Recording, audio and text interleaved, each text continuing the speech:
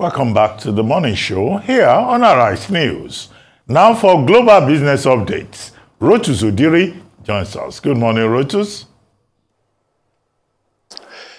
Good morning, Dr. Abasi. Good morning, Rufai. Good morning, Ayo. Good morning to all our viewers. I just want to piggyback on Rufai's comments, which were spot on the fact-checking in the debates. I mean, as everything Rufai just said was correct. So I want to use that as a launch pad for another fact-checking that took place yesterday before the debate. This features Pete Buttigieg, who is the U.S. Transportation Secretary. So he was on Capitol Hill defending the Biden administration's budgeting for transportation, including particularly electric vehicles. So Scott Perry, who is a senator from Pennsylvania, was saying a number of things that were factually incorrect. So this is what people wanted the moderators in the debate to do. Watch this masterclass from Pete Buttigieg in how to fact check somebody in real time.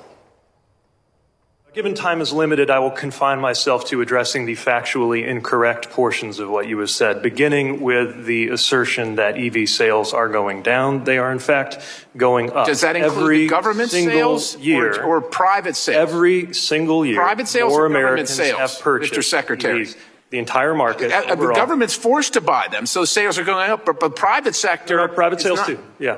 I'd like those numbers. Sure. 1.2 million EVs were sold in the U.S. in 2020. How many government and how many private? We'll get you that breakout, but as you know, more private citizens buy EVs than government purchases. No, I don't. Let me address the second factual mistake in your remarks, which was that EV costs are getting higher. They're in fact getting lower, and according to J.D. Power, have now reached parity or are slightly lower than the equivalent gas-powered car. That does include the subsidy. That's right. But the point is they are going lower. But they're not, because we're all buying them. Your statement that they are going up is incorrect. The third incorrect assertion you made is that sales dropped in Q1. They did not drop compared to Q1 of the previous year. Of course, if you compare them to Q4, they drop, because they always do, because car sales are seasonal. But I would imagine most people are aware of that. And no, fourth, I'm talking about I want to address EV, Q4 to Q1. EV, not just overall car sales. Any car sales go down Q1 to Q4 because more people buy cars in Q4. But what I'm telling you is every single year, more Americans buy EVs than the year before. And the word tailspin is just a bizarre word to use for a growing sector of our economy. We also think that since that's the way that the market is headed, we should not allow China to build on the advantage that they developed during the Trump administration, not because they're environmentalists, but because they understand the economic power of trying to dominate the EV market. We want those EVs to be made in America, and increasingly they are. I'm happy to have them made in America, Mr. Secretary. What I'm not happy about is the mandate. The American people should be able to buy. That brings me to the fourth and final thing that I need to challenge as being factually inaccurate, which there is no mandate. You can purchase a gas car if you want to pay gas prices at the pump, but if you don't, you can purchase an EV with our help.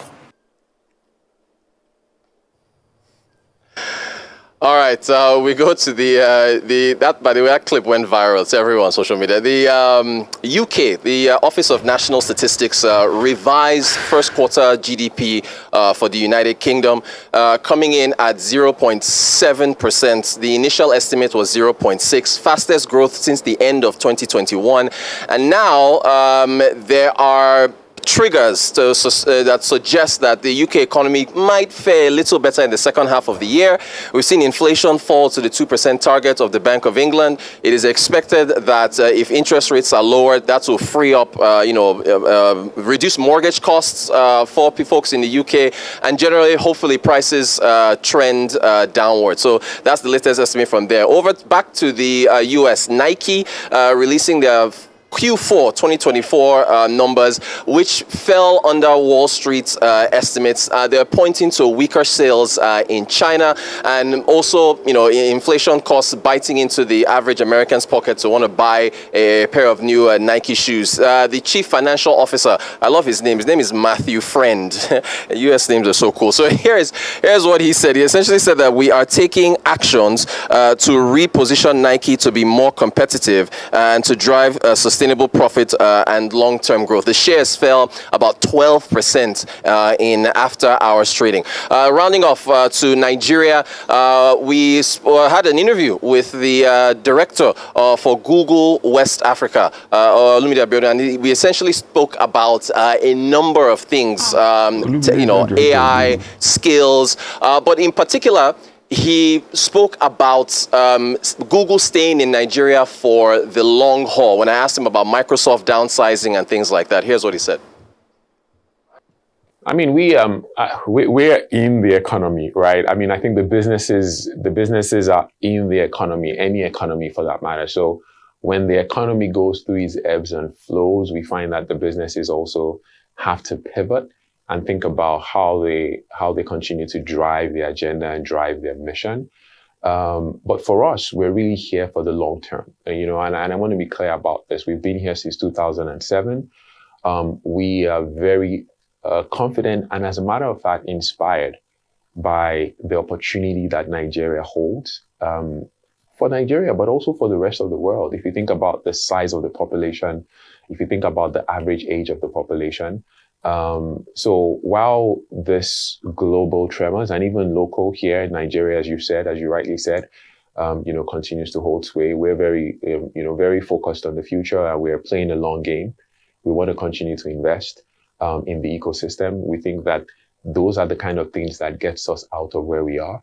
But I think we're also thinking about things that we have to, maybe think about doing a little bit later down the line where things are a little bit more stable. But we're definitely invested for the long term. Sorry, I also, like John Cookson, I stayed up late to watch the debate. So it's Olumide Balogun, not Olumide Abiodun. Thank you. Sorry about that. So that's our update for today. I mean, Rotus, we all stayed up late to watch the debate, and goodness me, it looks as though that my prediction I made might finally come to pass. I think Trump will ace it, and I mean, it is what it is. Biden had the facts, on most of the issues, but obviously you need the gusto, you need the passion, you need things like that. Biden didn't have it, so obviously Trump could run away with all the lies and all of that. So it's going to be a disastrous effect. And just like in the UK we're talking about, I think to a large extent, the UK people will finally get their Rishi Sunak they want, but they will get their Keir Starmer they want.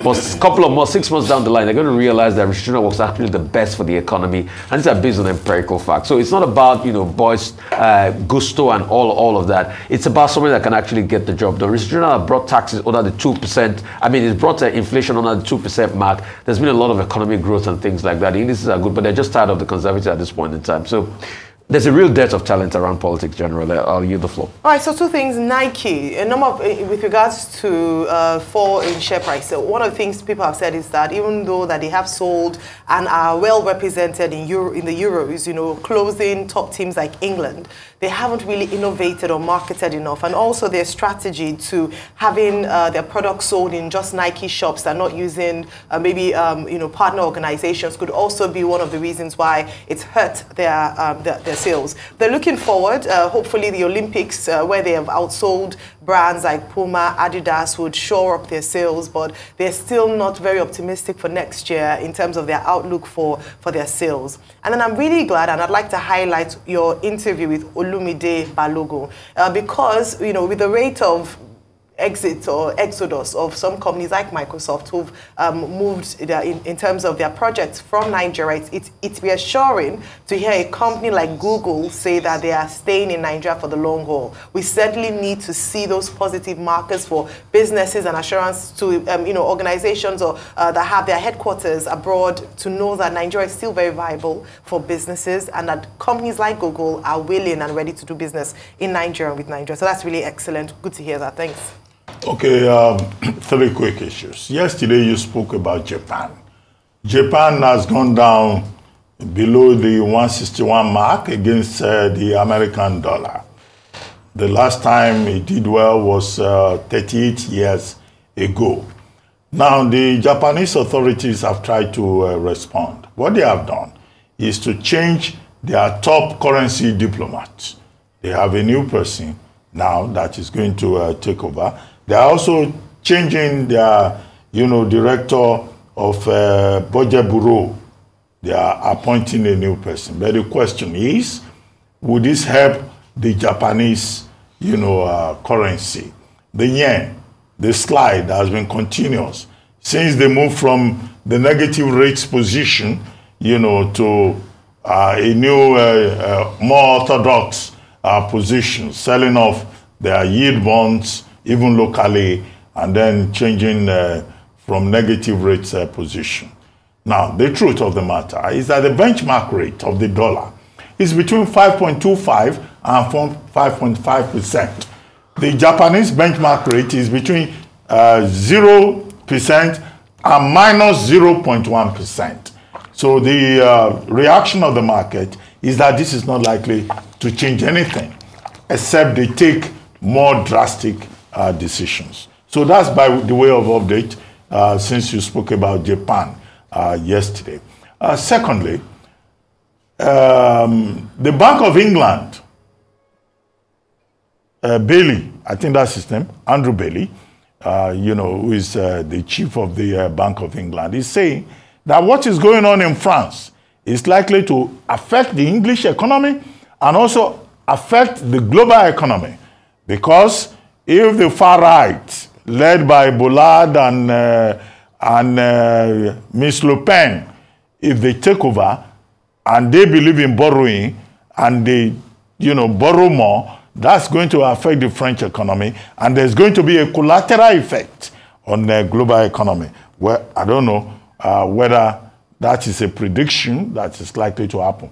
But the market is already spooked by the fact that, the National Rally has 37% in the polls. The Renaissance Front, which is the party of Macron, has just about 20%. However, the voting system in France is very complex.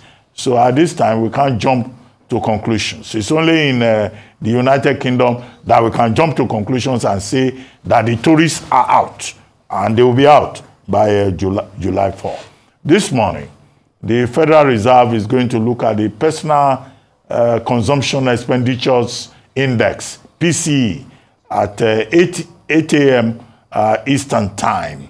And that's likely to have an impact on what happens, in terms of the readings with regard to inflation. But, whatever happens, the report will come. But in that debate, I don't think that President Biden did well. Trump lied his way through, and Biden didn't have the opportunity to give a robust response. He woke up twice when he was talking about Ali Kat, about, affair with Stormy Daniels in the Stormy matter, and when he talked about the attack, the January 6th attack on the Capitol. But for the better part, President Biden looked like an old man who could not defend his fitness for the job. But we'll see what happens in September when the second debate that he says he's looking forward to takes place. Thank you very much, Rotus.